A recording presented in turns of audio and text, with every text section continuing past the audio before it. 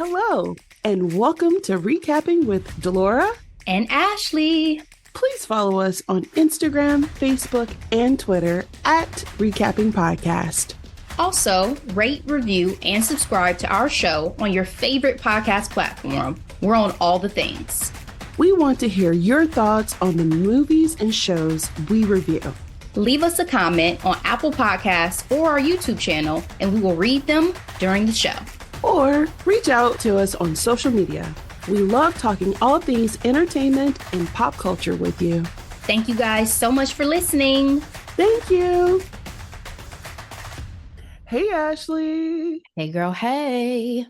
I'm just so excited. We just had the best conversation. Yes, agreed. It was a phenomenal conversation. Can't wait for you guys to hear it coming out on Tuesday. Yes. And a lot of things are going on in the world. And I feel like we've been saying this every time we record in the last 2 months, going on 3. It's so funny to look at your retirement and just look at like the severe drop. You know what I mean? It does something to you just a little bit. If we needed just one more thing as a gut punch, sure. Let me not look at that anytime soon. But as a millennial, I feel like we're also like, so what are you having for dinner tomorrow? You know, like. I mean, you have to figure out how to push forward, you know, like you cannot live in, I mean, you can, but that's not the way I think either one of us want to live and focus on, you know, the things that can really bring us down every day. That's why we do this podcast, because it's a spot of joy. A spot of joy. And we hope that we bring joy to all of you, our dear listeners. Speaking of things to worry about, segue. CNN Science says scientists say they have resurrected the dire wolf. Ashley, what the fuck? We learn nothing from film.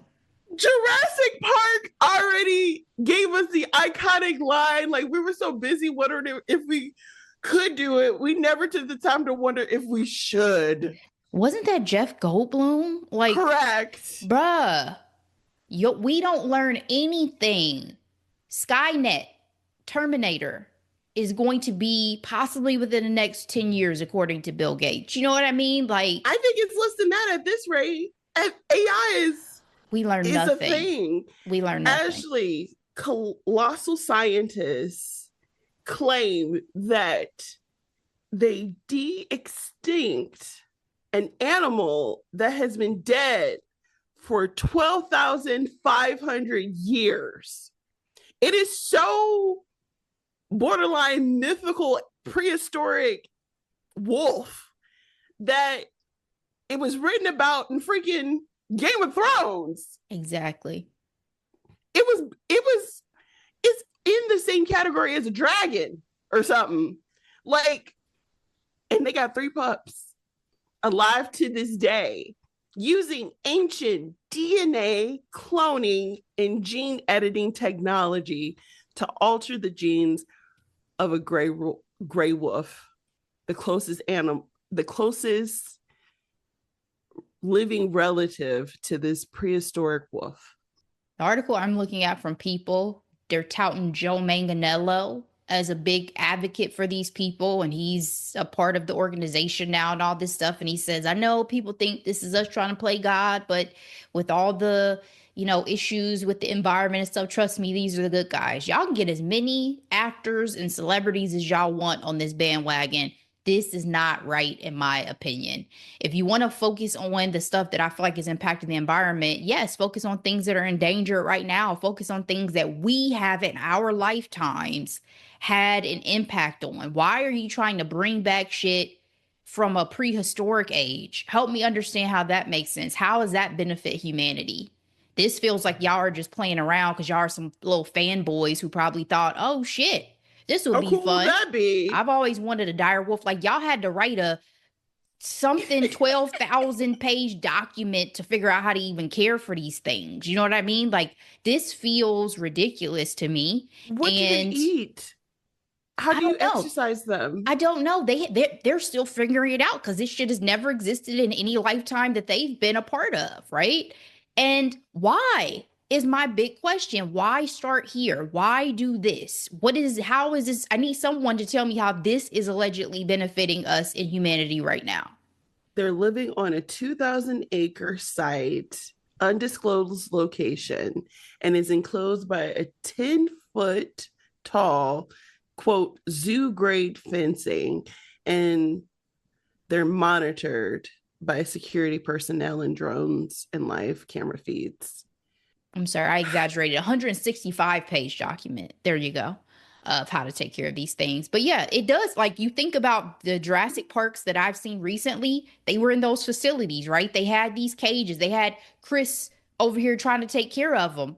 The raptors, you An know? old girl in the heels running in that first movie, which was so unrealistic that the director had to make sure she had some flats on for the second. Anyway, they're claiming that they want to use this type of technology to ensure animals who are on the extinct list doesn't fall off either. So Start sure. with something that makes sense then, not a freaking dire wolf. And I do think God made us too smart for our own good in situations like this. Like, y'all are really doing too much, in my opinion. I really didn't want to be around for this. Not saying take me now, but I didn't want to be around for this nonsense. Stop this. Stop this. That's all I got. Oh my gosh. All right. Let's go ahead and get into our headlines. Um, Ashley, Usher is out here doing the damn thing. He's on tour and he's in London and he brought out Craig David. Like, this made me smile because, shout out to the early 2000 little Delora. I would have, freaked out. I thought it was a perfect opportunity to bring back Craig David because also, what has he been doing? Well, Tori Kelly brought him out in December of last year at her concert. So that's the Did first time. Yeah, she? that's the first time I had seen him in a long time. And he looks great. He He looks sounds great. great. He's aged well. He sounds good. I don't know if I mean, I did actually have a Craig David song as my hidden gem like 2 years ago. He came out with something relatively new. I say relatively new because it was new then. But yeah, it didn't chart or anything like that, but it was a bop. I don't even remember the name of that song anymore, but that brought me joy. And I just wanted to talk about it, Ashley. Speaking of Usher, really quick, did you see that video of him and that lady when he was all up in her face? No, because you talk about not enjoying watching people kiss and do things on screen. I don't like it when it's real life. Like fiction, Girl. that's one thing. I get secondhand embarrassment. I get my face get all hot, like, oh, make it stop. Because I think it's doing too much for me. I saw the reaction video from Kev on stage and I could barely look at my phone. I was so uncomfortable. I was like, "Ooh, I cannot imagine being near that lady during this moment." I mean, she looked like she is the person that's like, if somebody was gonna risk it all, that lady was about to risk it all. I mean, Usher was right here, right? It really seemed like, and guys, my hand is right next to my face. It really seemed like he was about to kiss her and they were about to get down. And like, I've been to the concert, I've been seeing Yes. the cherry moment, and that Yes. lady, ooh, I was uncomfortable. Let me just say that. People in the comments were like, his wife is a true soldier, Usher's wife, because yeah, what can you say? That was a moment. If I was It's that like, what do lady, you do when the thing that you make your money off of is sex, sexuality, I sensuality? mean, ain't Like, nobody tell Usher he had to do all this. This is Usher's true, choice. touche. Ain't nobody tell Usher he had to do all this. Okay, and I'm not mad at him, but damn, I don't know if I could. I don't know if I could be sitting up and seeing women have these reactions. I mean, truly, guys, if y'all have not seen this, go find it on the internet because this lady, they had a moment. Okay, I would never forget it if I was her. That'd be on my tombstone somewhere.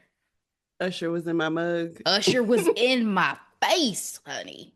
Anyway. All right. CBS News. Barbie announced LeBron James becomes first athlete with Ken doll. This was pretty cool, in my personal opinion. It says here Barbie has announced LeBron James is the first athlete. Mattel, the parent company that owns Barbie, released photos of the new doll in the likeness of NBA legend, activist, author, and philanthropist LeBron James. Barbie says that it is collaborating with the LeBron James Family Foundation to release the first Ken doll of a professional athlete, and said next year Ken's character will celebrate its 65th year. And with James' first Ken doll, we are excited to expand the Ken ambassadors. I think this is really cool. I'm here for it. What about you, Ashley? Are you? I know some. This is going into the nature versus nurture conversation, but I remember growing up and I knew families that had boys that didn't allow them to have G.I. Joe dolls because they were like, he's a boy, you don't need a doll. Are we past that? I think so. I think so. I mean, I can't speak for every household. I'm not in it, but I think we're past the cultural idea of it being a problem, right? And I mean, it's LeBron. I love the look of his Ken doll as I'm looking at it. The only thing that's probably gonna be a little dated is the fanny pack, because I feel like that's a look for the moment of it, kind of slung over the shoulder. Otherwise, it's timeless. You know, he has on the varsity jacket. I love the things that really speak to him. The number 23 on the right sleeve, OH Ohio, and crown patches on the other. Just a kid from Akron on his shirt underneath. A shirt that said on his shirt also says "We are family." Like his Nikes. Like I just love that it's very LeBron. And I wonder how long this has been in the works. The only other thing I was thinking was, damn, it would have been dope to have him in the Barbie movie as like a cameo, and then we didn't know that this was coming.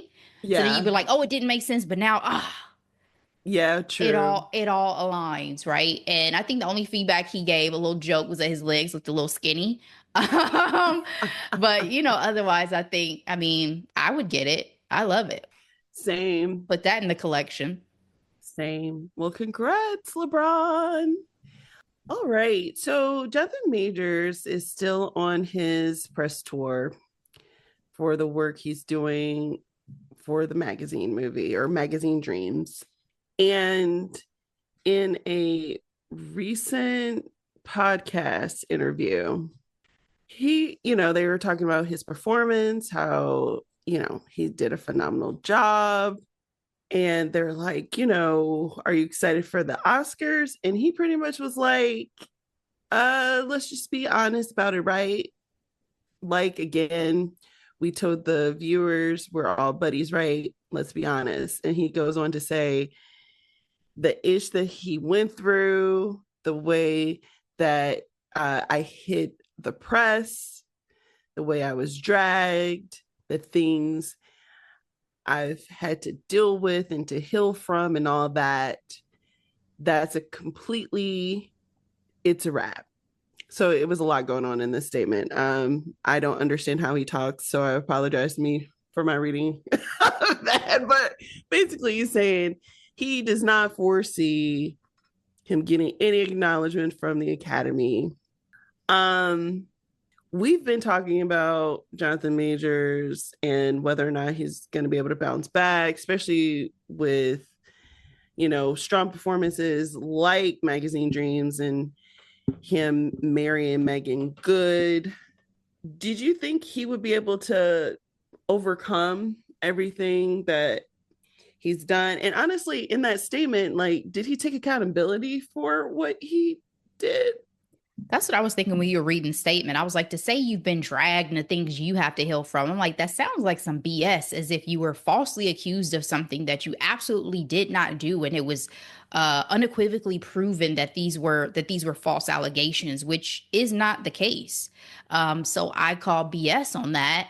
And I also find this still to be a very uncomfortable conversation personally, because I don't feel that the things that have happened are so far in the past that I stop thinking about them or reflecting on them with this press tour he's going on, right? Like, I'm not planning to see this film. I don't necessarily agree with him getting all this pub for the work that he's currently doing, because I'm not over what has happened and transpired, and I can't throw my support behind these things, you know? Um, sometimes you need to give things time and space to fully see them for what they are, understand them, see if certain things are one offs or patterns of behavior. And I just don't feel like I'm there with this person. And so I just feel uncomfortable with a lot of the support or comments of, well, we've moved past this. Maybe y'all have. I can't say that I have personally, in the ways that I choose to support actors or art or what have you. So, I mean, that's just kind of my 2 cents about it. And as far as him winning an Oscar, I don't know if he would have won an Oscar for this even before this scenario, let alone after. So I want to be real about that too. I don't necessarily feel like it's out of the realm of possibility for, him to be nominated if it's just that extraordinary of work. But I mean, we still have limitations as Black people anyway that we talked about when, awards and all that stuff. So I can't say that I feel like this particular scenario robbed him of that opportunity either. I do appreciate a level of self-awareness in terms of where he stands in the industry and his career. Because yeah, I don't think it's happening for him. Granted, the Oscars aren't afraid to award abusers, sexual abusers. Very true. But again, yeah, I don't think it's going to be happening for him. I I think it's really interesting because, again, in a previous conversation we had, it seemed like the tide was turning for him in popular opinion, but not so much because our favorite internet cousin, Keke Palmer, was going to have him on her show, and she got a lot of backlash, apparently enough for her to scrap the episode. I didn't know we were there, but to me, it also makes sense because she honestly, around the same time he was going through his case, those videos of her being abused by her boyfriend was released. Exactly. Was this a smart move? I think it would have been smarter to have had this assessment before even taping and teasing Yes. the episode, because Yep. for those who listen to the read, Crystal had some very strong words for Keke on the last episode about this particular situation and the fact that she was going to platform Jonathan Majors, especially to your point, given her own history of domestic abuse, right? So I think people take it more personally, because for one, again, Keke is beloved. Let's be real. She Keke is beloved. is. And then And to this her is a own history. problem Yeah, her own in a lot history. of people's families in some cases. It is a very personal thing, and it's also triggering for people who um I can speak to it from the Black family perspective, where it's like, y'all went through some BS and y'all quote unquote forgiving the uncle, the cousin, the whoever, as if their actions did not, you know, decimate Yeah. the Yeah. person who was affected by it. So it's like, let's not sweep this one underneath the rug. Yeah. Okay. And that's what I'm saying about time and space. Like, I feel like Jonathan Majors is getting shoved in my face and down my throat right now. And I'm not behind any of this right now. So I need y'all to just give me some time and some space from this to see if, this was within his character or not. I don't know yet. Time will tell. Time will tell. Speaking of time, let's get into our hot topic.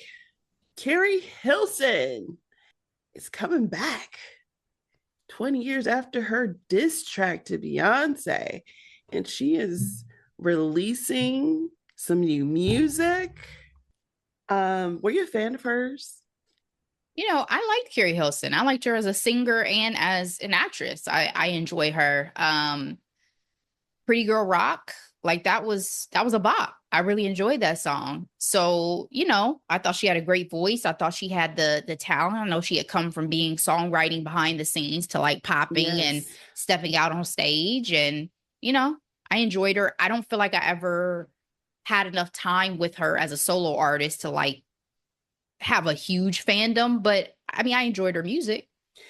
Yeah, she had a pretty um fast rise and then she left seemingly abruptly, right?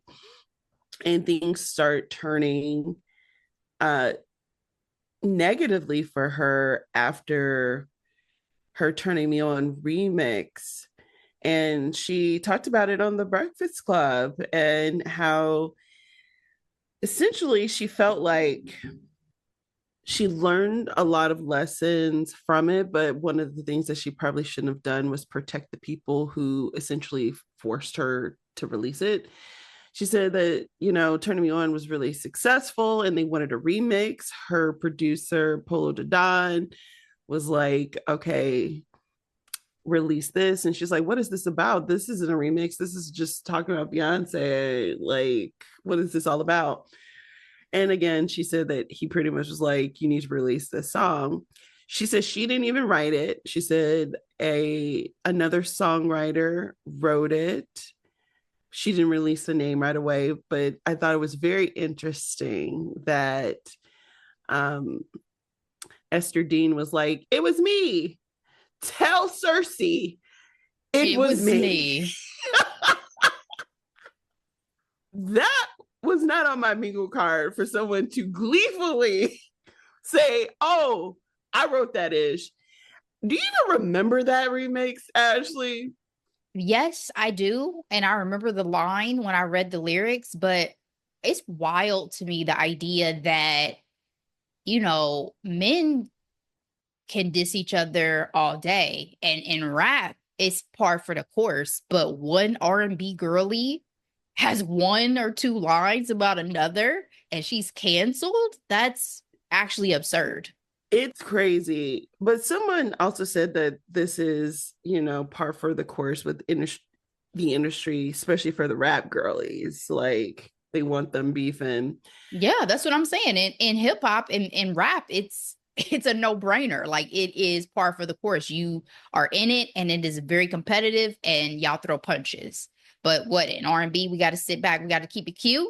Even if Keri Hilson had written this, I would have never expected people to cancel her just because she did Beyonce. Beyonce is Beyonce. No one's gonna knock her off that pedestal because they wrote a couple lines about her. But the Beehive was unforgiving for sure. Not me. I never had this as a knock against her at all. I didn't even Same. remember that this Same. supposedly was what impacted her Same. career. I didn't realize people were that offended by it. Because again, to me, it's just like a lot of sugar honey iced tea talking. Like it is what it Yeah. is. Who cares? Yeah. But Esther even went as far as saying like she submitted a lot of verses for the remix. One got picked up and was co-written by Keri.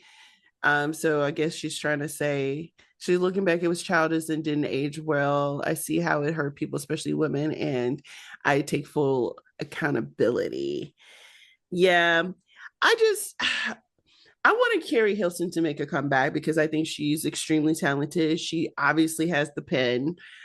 But in some ways, I'm like, why is she making such an effort talking about the one thing that made her go away? You know what I mean?